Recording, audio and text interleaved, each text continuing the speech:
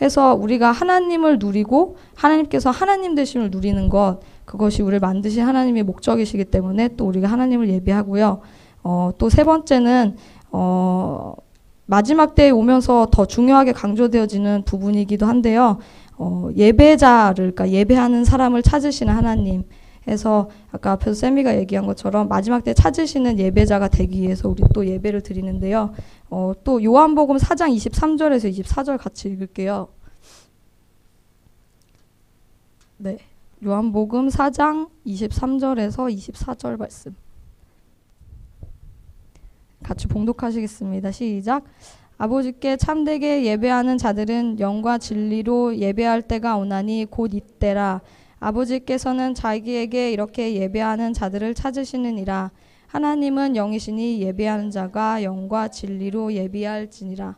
네, 그래서 어떤 종교적 행위도 아니고 그냥 책임감이나 의무감으로 나와서 드리는 예배 아니고 정말 참되게 영과 진리로 예배하는 예배자를 하나님께서 이 마지막 때에 더욱 찾으시기 때문에 우린 예배자가 되기 위하여서 또 예배를 드려요. 해서 호세아서 6장 6절 말씀을 제가 읽겠습니다. 읽으며 나는 인애를 원하고 제사를 원하지 아니하며 번제보다 하나님을 아는 것, 하나님에 대한 지식이 아니라 하나님 그분 자신을 아는 것을 원하노라 해서 이런 말씀이 있는데요.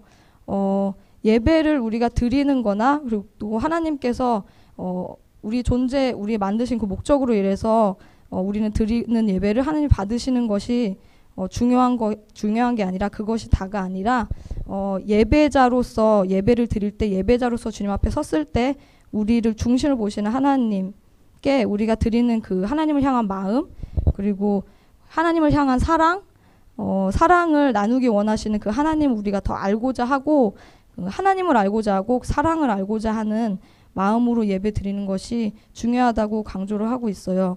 그래서 예를 또 우리가 구체적으로 볼 수 있는 부분이 있는데 그 누가복음 10장 38절에서 42절까지 말씀이거든요. 해서 제가 쭉 읽을게요. 이제 마르다와 마리아의 그 이야기인데 많이 저희가 듣던 이야기도 하지만 다시 한번 볼게요. 해서 예수께서 제자들과 예루살렘으로 여행을 계속하는 길에 한 마을에 들어갔는데 마르다라는 여자가 예수를 자기 집에 모셔드렸다. 이 여자에게는 마리아라는 동생이 있는데 마리아는 마루에 앉아서 예수님의 말씀을 듣고 있었다. 그러자 식사를 준비하느라고 정신이 없던 마르다가 예수님께 와서 말하였다. 주님, 제 동생이 저 혼자 일하게 두는 것을 보시고도 왜 가만히 계십니까? 어서 저를 도와주라고 말씀해 주십시오. 그러자 주님이 말씀하셨다. 마르다야, 마르다야, 너는 여러 가지 일에 너무 얽매여 걱정하고 있구나. 참으로 관심을 가져야 할 중요한 일은 한 가지뿐이다. 마리아는 그것을 발견하였다. 나는 그것을 그에게서 빼앗고 싶지 않다. 이렇게 말씀하셨거든요. 저는 처음에 이 말씀을 접하게 됐을 때 제가 마르다라는 느낌을 굉장히 강하게 받았던 적이 있어서 시험에 들 뻔한 적이 있었어요. 그래서 저희가 또 동생들이 많기 때문에 더 그랬거든요. 왠지 비교하게 되는 그런 게 있어서 그런데 그런 게 아니라 해서 제가 전달받은 나중에 묵상하면서 받은 감동은 어떤 봉사와 섬김, 헌신의 자리에서 기쁨이 있는지 많이 묻으시게 되잖아요. 주변에 있는 사람들이 내가 이 일을 하면서 기쁨이 있나? 자기 혼자 스스로 느끼게 될 때도 있을 거고 아니면 내가 일을 하면서 너무 지치는 것 같아서 내 멘토나 누군가에게 그런 얘기를 했을 때 상대방이 얘기를 들어준 사람이 너가 그 일을 하면서 기쁨이 있니라고 많이 묻는 걸 우리가 그런 경험이 한두 번 있으실 거예요. 자신이 이렇게 열심히 봉사나 섬김의 자리에 있었던 분들은 하나님을 너무 사랑하니까 하나님을 더욱 만나고 싶어서 근데 그 물음은 제가 생각했을 때 하나님과 정말 이렇게 그 봉사나 섬김이나 헌신의 자리에서 알콩달콩 하나님이랑 사랑을 하고 있는지 사랑을 하고 있기 때문에 거기서 내가 얻을 수 있는 기쁨들이 있는지 그거를 묻는 질문인 것 같다는 생각이 들어요. 해서 마리아는 다른 것도 다 제치고 예수님 앞에 그냥 있었잖아요. 해서 우리가 예수님을 가장 먼저 구하고 또 나를 향한 사랑을 정확하게 온전히 알고 누리고자 했기 때문에 앞에 있던 그런 마리아의 모습을 담고 또 배우는 게 중요한 것 같습니다. 네, 해서 예배의 다음은 예배를 이루는 요소들이 몇 가지가 있는데요. 이거는 이제 여러 가지가 쭉 있는데 빨리빨리 해서 넘어갈게요. 어떤 것들이 있냐면 어떤 단계라고 할까요? 그래서 예배의 문이라고 보통 표현하는데 감사를 우리가 드리면서 예배의 문에 들어가서 또 찬송하고 하나님을 만난다고 해요. 그래서 시편 100편 4절 말씀 같이 찾아보실게요. 시편 100편 4절 말씀. 네, 찾으셨으면 같이 읽겠습니다. 시작. 감사함으로 그의 문에 들어가며 찬송함으로 그의 궁정에 들어가서 그에게 감사하며 그의 이름을 송축할지어다. 아멘. 네, 그래서 감사함으로 그의 문에 들어간다고 써 있죠. 해서 예배의 문을 여는 거예요. 그래서 감사드리면서 또 우리가 하나님을 신뢰함으로 순종하며 나온 데 대해서 또 예배를 통해서 예배 안에서 내 안에 이루고자 하시는 주님의 일들 또 모든 것들을 합력해서 선을 이루서 하나님을 온전히 신뢰하고 또 그런 신뢰함으로 인해서 순종하는 마음의 자세가 감사라고 네, 여기 나와 있더라고요. 해서 읽었고요. 네, 해서 감사드리면 우리가 예배 문에 들어가고요. 그 다음에 우리는 그 다음에는 이제 예배의 달이라고 표현이 되어 있는데요. 찬양을 드리거든요. 그래서 찬송, 찬미, 영어로는 praise라고 돼 있어요. 근데 이제 이것은 정의를 먼저 말씀드리면 이제 하나님께서 우리에게 행하신 일들에 대해서 하나님을 높여드리는 건데 이건 하나님이 하나님 되시는 걸 찬양한다기보다 높여드리기보다서도 내가 삶 속에서 하나님과 함께하면서 내 안에 행하신 일들에 대해서 우리가 찬양을 하거든요. 높여드리고 자랑하는 거거든요. 그래서 할랄이라는 단어의 뜻이 떠벌리다, 주책 없이 굴다라는 의미를 가지는데 이것이 이제 칭찬하고 자랑하는 어떤 모습을 그렇게 표현이 된 거지 않나 싶어요. 그래서 프레이즈는 적극적으로 표현하게 돼 있는데 여러 가지 모양이 있거든요. 입술로 찬양하고 간증으로 또 노래로 외침으로 시로 방언으로 신령한 노래로 또 몸으로 찬양할 때는 웃으면서 찬양할 수 있고 손뼉치고 또 손을 들고 서서도 앉아서도 춤추면서 또 악기로 여러 가지 모양이 있어요. 해서 이 모든 게 적극적으로 몸으로나 소리로 들어지는 표현들이 되겠는데요.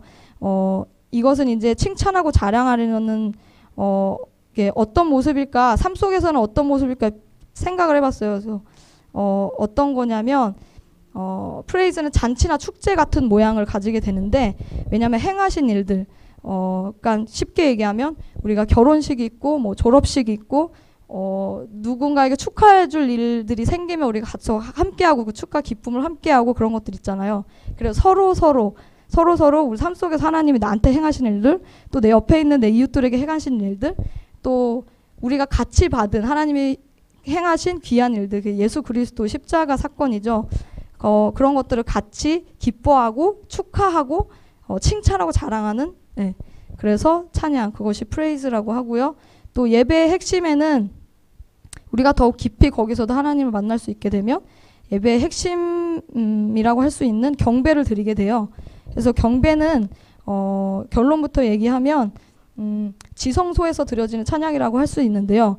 예수님이 십자가에서 못 박혀 돌아가심으로 인해서 지성소와 성소가 나눠져 있는 제사를 더 이상 분리해서 우리가 제사를 드리는 게 이제는 아니라 지성소에서 정말 하나님의 영광만 임하는 그곳에서 하나님의 영광을 보면서 찬양하게 되는 그건데 경배는 이제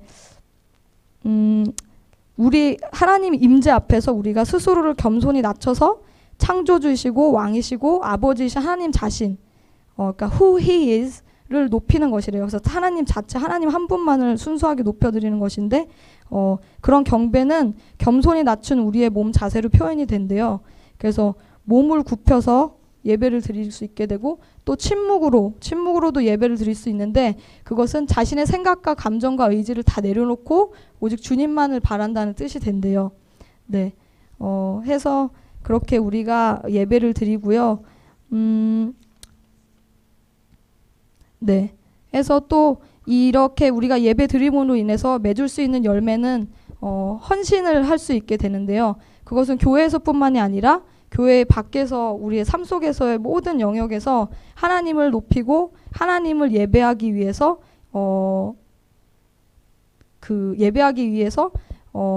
하나님께 지혜를 구하면서 계속해서 어떻게 하면 내가 하나님을 더 높여드릴 수 있을까? 어떻게 하면 하나님께 영광 올려드리는 하나님을 더 영광스럽게 할 수 있을까? 고민하면서 사는 삶을 살게 되는 거래요.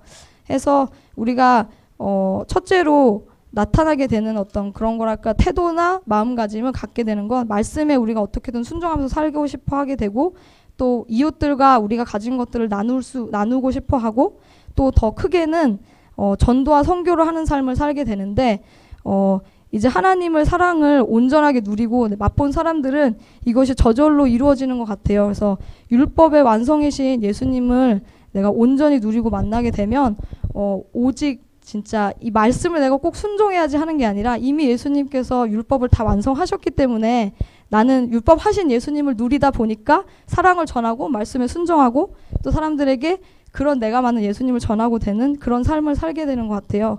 그래서 그런 것들이 이 예배의 열매가 되고 또 우리가 헌신하게 되는 삶이 된다고 해요. 그래서 교회 안에서뿐만이 아니라 밖에서도 모든 삶의 영역 가운데서 하나님을 누리고 또 하나님의 하나님 되심을 누리는 그런 삶이 된다고 합니다. 예, 해서 또 예배 중에 임재의 결과들을 몇 가지 같이 보면요. 첫째는 구원이 있고요. 두 번째는 건져주심, deliverance라고 영어로 표현되어 있는데요. 이렇게 있고 또 치유가 이루어지고 또 기쁨이 있고 또 삶의 변화가 결과적으로 일어난대요. 해서 우리가 하나님의 임재를 더욱 누리고 사모하면서 누릴 수 있게 되는 결과들인데요. 딜리버런스 같은 경우는 여기에 영적 전쟁에서 승리함 이렇게 표현이 돼 있어요. 그래서 같이 여기서 많은 말씀 구절들이 나와 있는데 특별히 사도행전 16장 23절에서 26절 말씀 같이 보실게요. 사도행전 16장 23절에서 26절 말씀. 네. 그래서 제가 23절부터 같이 읽으실게요. 같이 읽겠습니다. 시작. 많이 친 후에 옥에 가두고 간수에게 명하여 든든히 지키라 하니 그가 이러한 명령을 받아 그들을 깊은 옥에 가두고 그 발을 차고에 든든히 채웠더니 한밤중에 바울과 실라가 기도하고 하나님을 찬송하며 죄수들이 듣더라. 이에 갑자기 큰 지진이 일어나서 옥터가 움직이고 문이 곧 다 열리며 모든 사람의 매인 것이 다 벗어진지라. 네, 그래서 여기 상황을 설명을 조금 해드리면 이 바울과 실라가 아까 감옥에 갇힌 거예요. 복음을 전하다 감옥에 갇혔는데 이날도 사실은 이들이 이제 다음날 죽을 걸 기다리고 있었던 상황이었을 건데 그런데 두려움 전혀 없이 하나님을 그 와중에서도 찬송하고 하나님을 높여드린 거예요. 그랬더니 이에 갑자기 큰 지진이 일어나서 옥터가 움직이고 문이 곧 다 열리며 모든 사람의 매인 것이 다 벗어진지라. 그래서 이거는 그냥 진짜 어떻게 보면 직접적으로 찬양에 어떤 능력이 있는지 보여주시는 말씀이신 것 같아요. 해서 매인 것들이 다 벗어지고 문들이 다 열리고 또 옥터가 움직이고 지진이 나서 옥터가 움직이고 해서 우리 이런 건 이제 이런 찬송을 드릴 수 있는 건 예수님과의 정말 은밀하고 친밀한 교제 중에 이루어질 수 있는데 이 은밀하고 가지게 된 친밀한 교제 중에 내 안에 닫혀있는 문들이 열리게 되고 또 내가 매여있는 것들에서 자유케 되고 벗어지게 되는 그런 역사를 말씀해 주시는 것 같아요. 해서 우리가 예수님께서 이루신 승리를 그렇게 누릴 수 있는 것 같습니다. 하고 또 치유가 일어나는데요. 빛이시기 때문에 찬송 가운데 빛으로 주님이 오시게 되면 모든 어두움을 쫓아내시잖아요. 해서 그런 치유가 있고요. 그 다음에 구원, 앞에서 얘기한 구원, 또 건져주심, 승리, 치유 이런 걸 누리게 되면 그 안에서 또 기쁨이 있죠. 예수님 자체로도 우리가 예수님을 누리고 하나님만 누리는 것만으로도 기쁨이 있을 수 있고요. 해서 이 모든 것들로 인해서 우리가 삶의 변화를 체험하고 누리게 됩니다. 해서 이 삶의 변화는 다른 것보다도 내가 잃어버린 하나님께서 나를 만드신 그 온전한 형상의 회복, 내 안에 하나님 형상의 회복, 하나님의 자리의 회복, 그리고 고로 내 정체성의 회복이 있고요. 내 정체성의 그리고 회복이 일어나게 되면 저절로 내 주위에 있는 모든 사람들의 관계 가운데서 또 무너진 것들이 있다면 관계의 회복이 있게 되고요. 그렇게 되다 보면 예배의 회복이 있고요. 많은 영역들에서 삶의 영역들에서 영적인 돌파가 있게 된다고 해요. 네. 해서 근데 이제 이렇게 예배 드리기까지가 어려움이 있을 수 있는데 우리의 가끔은 부족하고 연약하기 때문에 그 연약함에서 오는 그 합당치 못한 마음가짐에서 또 예배의 잘못된 태도에서 어려움이 있을 수 있다고 해요. 그래서 몇 가지가 있냐면 대표적인 것들이 첫째는 형식적인 태도, 두 번째 위선적인 태도, 세 번째는 죄를 회개하지 않은 채로 있거나 또는 정죄감에 사로잡혀 있는 태도, 그리고 네 번째는 깨진 인간관계가 그대로 있는 상태로 예배에 임하는 태도, 또 다섯 번째는 사람에 대해 두려워하는 태도, 그리고 여섯 번째는 교만한 태도가 있는데요. 형식적인 태도는 의무적, 형식적 그런 마음을 가지고 나오는 좀 인위적인 그런 마음, 만들어내어진 걸로 드리는 아니면 이렇게 습관적으로 드려지는 그런 것들, 이런 건 다 종교적인 회개가 될 수 있는데 그럼 큰일 나고요. 해서 매너리즘이라고 여기 표현되어 있는데요. 예를 들어서 그냥 시간이 됐으니까 교회 가서 예배 드려야지 뭐 이런 태도. 그래서 이런 태도는 꼭 해결을 해가지고 하나님과 꼭 만날 수 있도록 해야 될 것 같고, 또 위선적인 태도는 어떤 거냐면 굉장히 은혜나 하나님을 만나고자 하는 그런 마음이 전혀 없고 무관심하고 그런 데 대해서 굉장히 메말라 있는 상태래요. 그래서 예배와 삶이 분리된 어떤 이중적인 태도를 얘기하는데 이런 태도도 우리가 하나님한테 있다면 보여달라고 구하면서 회개해야 될 것 같고요. 또 죄를 회개하지 않은 채로 있거나 정죄감에 사로잡혀 있는 태도가 있는데요. 이런 태도는 우리가 지금 말씀 한번 또 찾아볼게요. 요한 1서 1장 9절 말씀 같이 찾아보실게요. 네, 요한 1서 말씀 1장 요한 1서 1장 9절 말씀 같이 읽을게요. 시작.